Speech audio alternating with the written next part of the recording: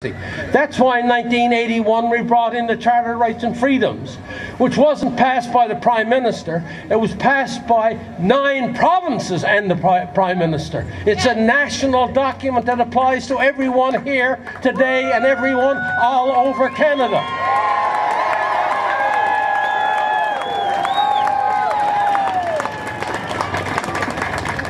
So understand, except for the creation of the country in 1867, the Charter of Rights and Freedoms is by far the most important document in the history of our country, since we were a country. It is the most important one because it applies to you and me equally.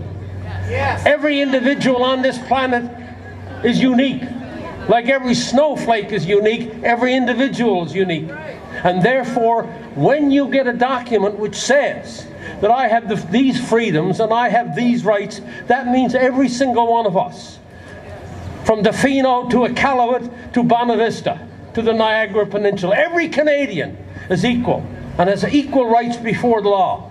Section 2 of the Charter of Rights and Freedoms, what does it say? It says you have freedom of expression, you have freedom of conscience, you have freedom of religion, you have freedom of expression, and you have freedom of the press.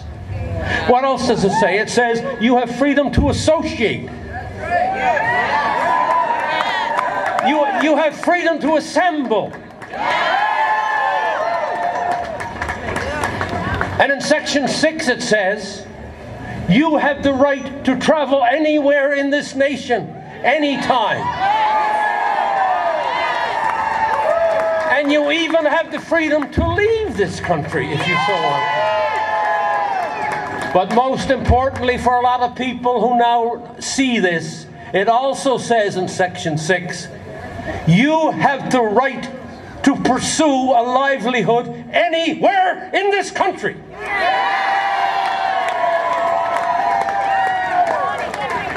You have the right to pursue a livelihood anywhere in this country, and they are taking jobs away, inside the government and outside the government, and threatening others of their jobs. And then number 7 says, Section 7 says, you have the right, listen to this one, to life, liberty, as Dr. Agassi talked about, and Dr. Hoff talked about.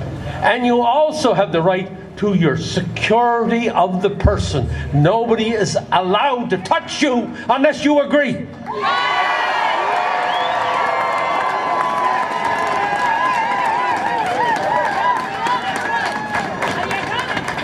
And then Section 15 says, to top it all off, we weren't satisfied with those 3. We topped it off by saying every person in Canada is equal before the law. You're just as equal as Justin Trudeau. You're just as equal as John Horgan. You're just as equal as Adrian Dix. And by damn, you're really just as equal as Bonnie Henry.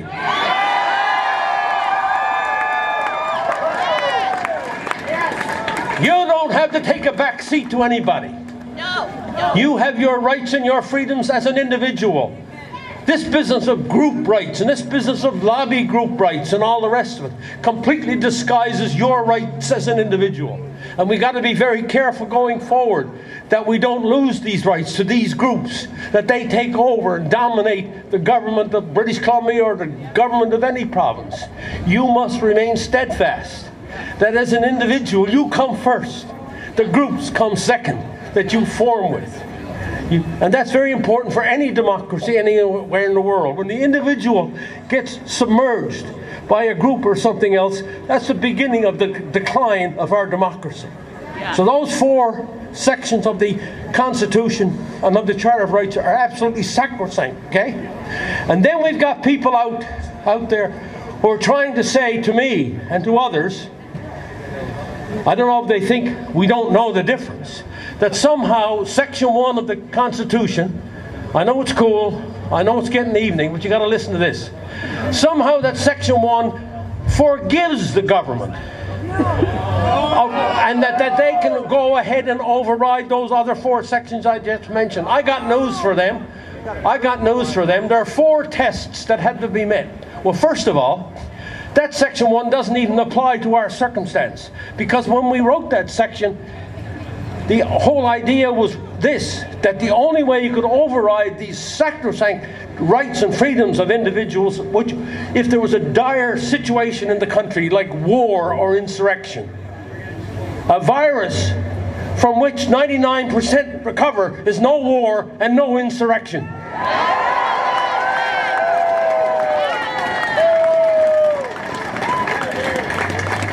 And then if you tried to, even if you tried to make it, if you tried to squeeze it to apply, if you tried to bend it to make it try to apply to this circumstance, what did you have to do? You had to do 4 things. You had to do 4 things. Number 1, justify? No, that wasn't heavy enough. Demonstrably justify what you're doing.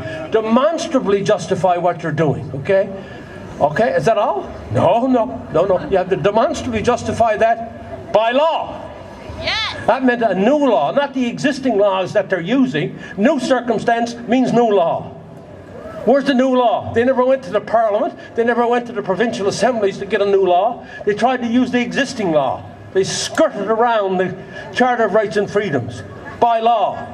Number 3, using reasonable limits. And number 4, you had to do all of those other 3, but remember, it had to be done in a way that was consistent with a free and democratic society. What they're doing is not consistent with any free or democratic society. It's more consistent with a totalitarian society. So don't be fooled by those who try to tell you that somehow you can skirt around the Charter of Rights and Freedoms. I was there, I helped write the damn thing, and they're wrong, and we're right.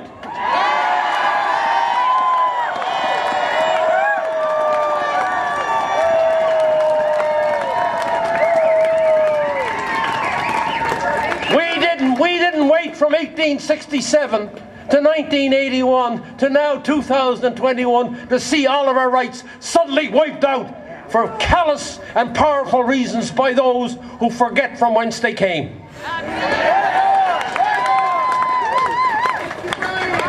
Ours is a country worth fighting for.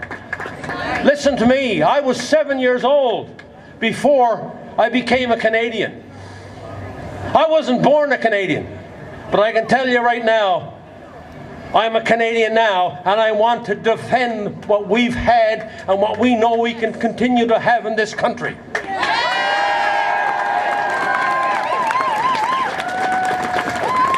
And you and me are not going to take a back seat to all those who are trying to somehow excuse what happened. We're not going to take a back seat to these people. We're going to stand next, beside them or above them and tell them that we want a prosperous, secure and free Canada for the future, for our children and from our grandchildren, and you have no right to try to steal that away from us.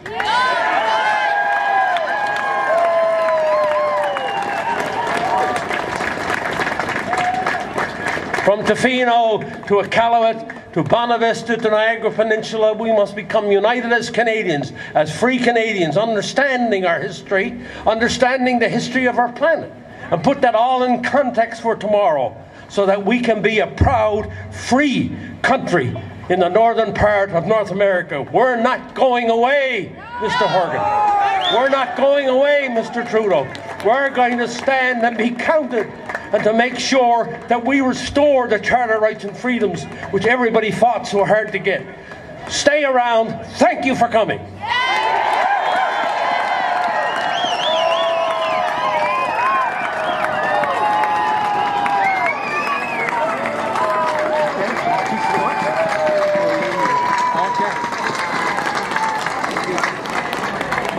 We have a special gift to give the Honourable Brian Peckford. This man here, Mark from Courtenay, has a piece of the Berlin Wall. Oh!